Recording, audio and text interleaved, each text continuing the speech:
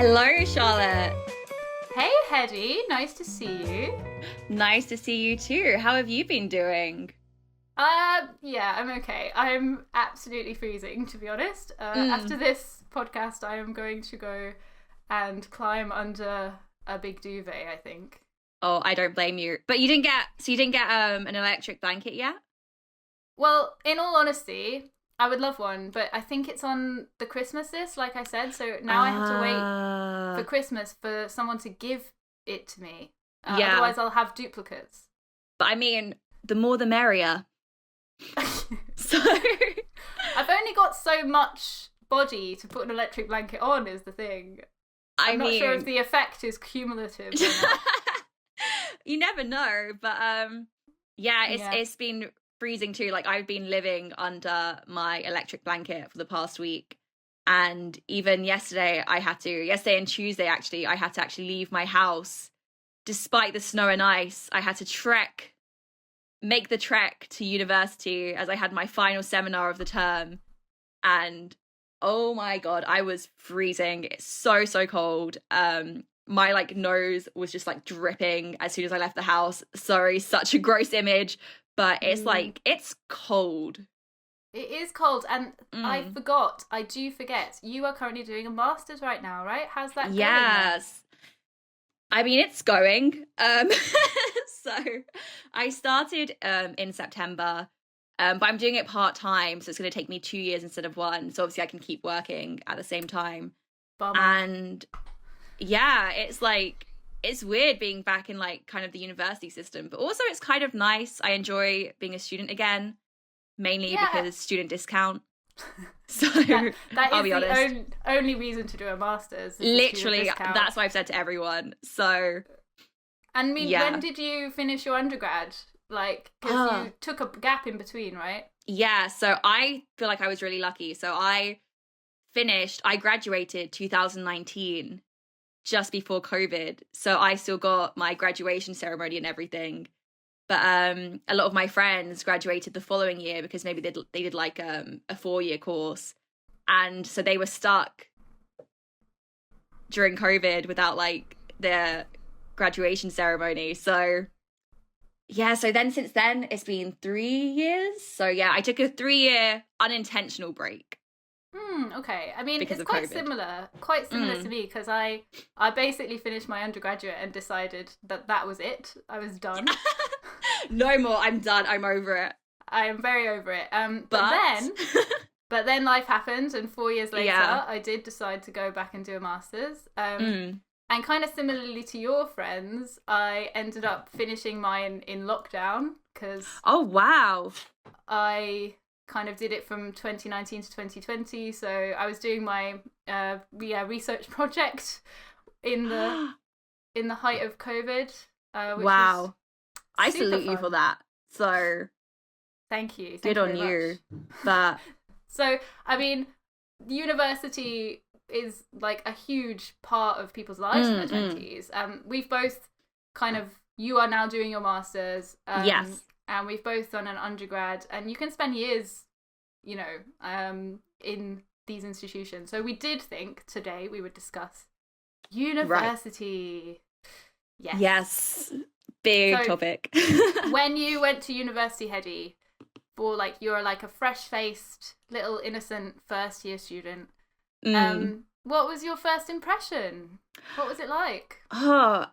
Oh my god, can I even remember? I think for me, the biggest kind of change for me, and I feel like it was the study shock. So I think especially doing humanities subjects or social sciences in my case, especially doing those subjects, you're very much kind of left to your own devices, and it's very much, there's a lot of focus on self-study, which I think because I did A-level history, and my teacher kind of prepared me for that during my A-levels, saying, you're not going to be spoon-fed at university. You need to learn to kind of look after yourself and study for yourself and find the materials yourself. So I kind of had the mindset, and so I was kind of a little bit prepared, but still it was so shocking going into university and then just being okay, so wow, I can just do anything. But how about for you? Did you find that as well? Or yeah, it's true. It's weird. It's like you go from having all of your time managed and this very, very strict schedule at school to, especially as you say with humanity subjects, the contact hours are very low. Yeah. I think for me, like it was like 10 hours or less. And a lot of people complain because they don't think they're getting their money's worth. I mean, yeah, especially I've always felt so bad for international students because they pay sometimes triple what we pay. And I think that is such a scam, by the way. I think it's such a con. But that's like a whole other topic. Essentially, it's like you're paying to go and spend time by yourself in the library. Exactly, yeah. And I mean, my university had an excellent library. But I'm not sure if it really compensates. So I guess, did you spend a lot of time in the library then? Were you quite a diligent student? I am not one of those students who would like leave everything to the last minute. Whoops. I did tend to kind of like to go and work in the library, study in the library. If I had an assignment, I would kind of want to begin work on it at least 2 weeks before the deadline. Wow. And I would like allocate the first week to just research in the library, and then the second week I would be like working on drafting it. Yeah, I realise I'm quite an odd breed. I didn't meet many people like me. You are such a good student. Wow. No, for me, yeah, it couldn't be like farther from my truth. So for me, I think like I barely visited the library. For me, like, yeah, I was like definitely an night before kind of person, but I think it's because I felt like I work better under pressure, so I was like, yeah, I can do this. But yeah, I don't think I really set foot in the library much, to be honest. I think because nowadays, for me anyway, like a lot of our resources and readings are online, and so I would just use like there are so many various like kind of academic libraries online, and so for me, my kind of mantra in uni was like, if it's not online, it doesn't exist. So it's true, but I also found that just going to the library to work was really helpful because it was a change of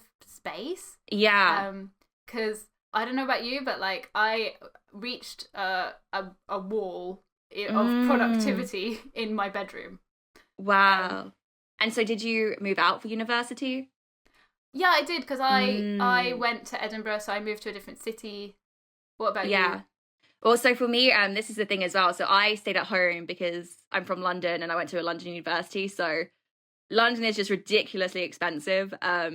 So for me, it just made sense to stay at home, and I could like keep my part-time job and just kind of keep my schedule. But so yeah, for me, I feel like I was more comfortable putting like an all-nighter at home because yeah, I feel like so I was kind of like in my nest, you know? So yeah, so you're just staying up all night and working until that assignment is finished. Yeah. Okay, you're one of those. I know you people well. Yeah, if I'm not sweating Red Bull, I'm not doing something right. So that was like that was me getting through university. But and what about for fun? What were you doing like socially and stuff? So I feel like for me as well, my first year of university, I'm not gonna lie, I really didn't like it. I was like, I have made a huge mistake. I shouldn't be studying this. I want to drop out. But then when I started to kind of get involved in other activities at university, like societies and stuff, I think that's when I started to truly enjoy university. And I feel like that's when I kind of got the most out of university. So yeah, like for me, especially I started cheerleading while I was at university, and I feel like it's the best thing I've ever done. I continued it after I graduated, and I've got back into it at like my new university. So yeah, for me, it was great, and just like dabbling in different, interests and activities. But what about you? Did you get involved in any activities or societies? Okay, so vastly different. I did the Science Fiction and Fantasy Society, because I'm a massive dork. Wow. Which was a really funny. And then the other thing that you can do at a lot of UK universities is do an exchange year where you go abroad for a year. Yeah. or a semester. And I did that, and I went to Canada, and I joined the outdoors club in Canada, and I did a lot of hiking, canoeing, wow. ice climbing. Yeah, it was pretty cool. That's cool. Yeah. So how was Canada then? It was awesome. It was very cold. Yeah. And also it was very hot. So when I arrived, I had like, I only thought of Canada as cold. And I had not brought any warm weather clothing. And it was like 35 degrees, and I only had jeans, boots, coats. So the first thing I bought in Canada was a swimsuit. Rather hilariously. I love that. Like, I would never, like, that would be the last thing I would think to buy if I was visiting Canada. So no, it was awesome. It was awesome. Did you go anywhere like as part of an exchange? Yeah, so I did like a shorter exchange. I didn't do a full year, just like a shorter term. So in my first year I went to China, and in my second year I went to Korea. And that was great as well, because also just like meeting new people. And I think as well, to be honest, nowadays university, I feel like now it's like a lot about networking. So you know how they say it's like, it's who you know, not what you know. So I think like even just doing these kind of exchange programs really helps to, you know, expand your LinkedIn contacts. So oh, I hate LinkedIn. Oh, I haven't logged in a while, but yeah. But it's very true. And of course, also just making some like really good friends that you'll take with you for the rest of your life, you know? Wow.